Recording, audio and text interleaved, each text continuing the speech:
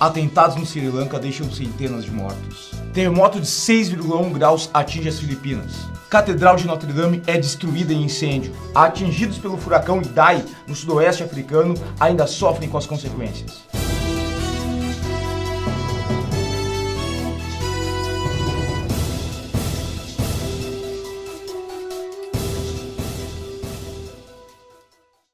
Uma série de explosões aconteceu no último dia 21 de abril de 2019, domingo de Páscoa, no Sri Lanka, país insular localizado ao sul da Índia, onde habitam mais de 21,4 milhões de pessoas. Atentados à bomba coordenados em 13 igrejas cristãs e em 4 hotéis mataram mais de 200 pessoas e feriram cerca de 500. Relatos de conflitos entre singaleses e população tâmil, originária do sul da Índia, datam de antes da colonização britânica em 1815. Porém, após a independência em 1948, houve revoltas e foi na década de 80 que eclodiu a guerra civil liderada pelos tigres tameis, que matou entre 70 e 100 mil pessoas. Desde o fim do conflito, em 2009, a violência tem sido esporádica no antigo Ceilão, hoje Sri Lanka. A grande maioria dos habitantes do Sri Lanka é budista, 70% em especial entre singaleses, enquanto os hindus, principalmente tameis, representam 12% da população. Os muçulmanos correspondem a cerca de 10% e os cristãos em torno de 7%, que por sua vez se dividem em católicos e evangélicos. Nos últimos anos, ocorreram atentados motivados pela religião, com grupos radicais de nacionalistas singaleses atacando mesquitas e lojas de muçulmanos. Em 2018, a violência contra a comunidade muçulmana na província central obrigou o governo a declarar o estado de emergência no país. O governo atribuiu os atentados de domingo de Páscoa à organização radical islâmica National Tawhid Jamaat, NTJ. Entretanto, no dia 23 de abril, o Estado Islâmico reivindicou a autoria dos ataques, evidenciando uma parceria com o grupo do Sri Lanka. As investigações preliminares revelaram que o que ocorreu no país pode ter sido uma represália aos ataques contra os muçulmanos em Christchurch, na Nova Zelândia, ocorridos em 15 de março de 2019, quando 50 pessoas foram mortas. Um terremoto de magnitude 6,1 graus em escala Richter atingiu a parte central das Filipinas no último dia 22 de abril deste ano, seguido por outro tremor de 6,3 graus na mesma escala. O epicentro do primeiro terremoto ocorreu a 60 quilômetros a noroeste da capital Manila, tendo seu hipocentro uma profundidade de aproximadamente 40 quilômetros. Vale lembrar que um tremor de terra é sentido pela população logo acima do hipocentro, que por sua vez é o ponto subterrâneo em que se origina o foco do sismo. O epicentro é a parte da superfície terrestre onde se registra a maior intensidade de um terremoto. A região é marcada por abalos sísmicos de grande magnitude. Exemplo disto foram os tremores de 5,5 graus na Indonésia em março de 2019, de 6,9 graus nas Filipinas em dezembro de 2018 e de 7 graus no Japão em 2014. Tal fato se deve à presença de vários limites de placas tectônicas na região. Essas áreas apresentam grande instabilidade geológica, sendo suscetíveis a abalos sísmicos, tectonismo e formação de vulcões.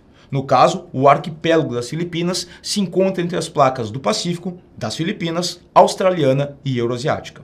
Para nos mostrar a situação agora, direto de Manila, nossa repórter professora Clara. Com você. Sim, Chuchu. Os tremores prejudicaram o transporte aéreo, ferroviário e rodoviário e causaram danos nos prédios e nas estruturas próximas ao epicentro dos sismos. Até o momento, foram totalizadas mais de 100 vítimas entre mortos e feridos. É com você, Chuchu. Muito obrigado, Clara. Seguimos com mais atualidades. Um incêndio no dia 15 de março destruiu boa parte da Catedral de Notre Dame, em Paris, acabando com um dos maiores monumentos históricos da humanidade. A igreja começou a ser construída em 1163, ainda nos moldes de uma catedral românica, e foi finalizada 180 anos depois, quando já apresentava as características hoje conhecidas. Notre Dame é testemunha de momentos importantes da história. Guerras e revoluções transformaram o mundo enquanto a edificação permanecia soberana n'île de la Cité, a faixa de terra incrustada em uma bifurcação do rio Sena. O presidente da França, Emmanuel Macron, prometeu a reconstrução num prazo de 5 anos.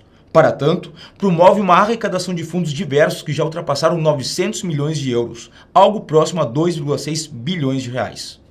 O fogo destruiu uma torre de 90 metros de altura e a maior parte do telhado da igreja. Representantes de órgãos públicos já sugeriram que o incidente está relacionado às obras de restauração que estavam em curso na catedral. No entanto, as causas reais do fogo seguem desconhecidas.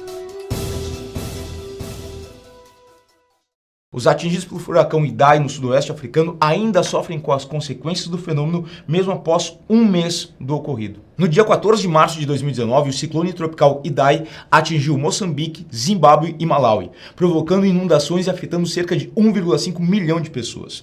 Durante a passagem do ciclone, foram registradas fortíssimas tempestades e ventos com velocidades próximas a 180 km por hora. Cabe ressaltar que ciclones, furacões e tufões correspondem ao mesmo fenômeno, porém com ocorrências em regiões distintas do globo. Os furacões formam-se no Oceano Atlântico ao norte, no Mar do Caribe e no Golfo do México, por exemplo. Já os tufões formam-se no Oceano Pacífico, próximo à linha internacional de data, atingindo locais como Japão e Sudeste da Ásia. Por sua vez, o termo ciclone vale para este fenômeno quando ocorre na porção oeste do Oceano Índico. Os ciclones dividem-se em tropicais e extratropicais. Os primeiros apresentam-se em áreas tropicais entre 0 e 10 graus norte ou sul, quando as águas oceânicas apresentam temperaturas superiores a 27 graus Celsius. Caracterizam-se por um sistema de baixa pressão atmosférica. Um ciclone tropical surge como uma chuva intensa, chamada de depressão tropical. Na medida em que o sistema vai recebendo maior aporte de vapor d'água e calor, os ventos se intensificam e passam para o estágio de tempestade tropical. Caso o processo continue, pode atingir o patamar de ciclone tropical. Foi este o caso do Idai. Professora Clara, e a situação aí no sudoeste africano, por favor? Passou de 1.000 o número de mortos do ciclone Idai, que devastou Moçambique, Zimbábue e Malai há quase um mês. Autoridades afirmam que talvez nunca se chegue em um número definitivo de mortos. Isso porque o número de desaparecidos pelo ciclone ainda é indefinido. Os casos de cólera passaram de 4.000. A doença é propagada por uma bactéria que contamina água e alimentos. Há também o receio de um surto de malária na região, uma vez que os focos do mosquito que propaga a doença são as poças de água deixadas pelo temporal. Outro problema é a falta de luz, de água e de alimentos para grande parte da população. Complicado mesmo, Clara. Interessante que nenhum fundo milionário de 900 milhões de euros foi criado pelos europeus para ajudar em suas ex-colônias. A temporada de ciclones no Índico, que vai de novembro a abril, está terminando, mas aparentemente não de forma positiva. O agravante é que um novo sistema está em formação no Oceano Índico, prestes a atingir a mesma região do continente africano. É isso mesmo, Clara? Sim, Chuchu. Havia previsão de que o ciclone Kenneth poderia evoluir, chegando ao nível de uma tempestade tropical severa ao atingir a costa norte de Moçambique. Embora tenha perdido força ao atingir o país no dia 25, a tempestade tropical ainda poderá provocar deslizamentos e inundações em todo o país, que ainda se recupera do ciclone Idai. Até o momento, uma pessoa morreu. Ok, ficaremos atentos a mais atualidades que serão servidas para vocês no próximo Me Salva News. Até lá e um beijo na bunda.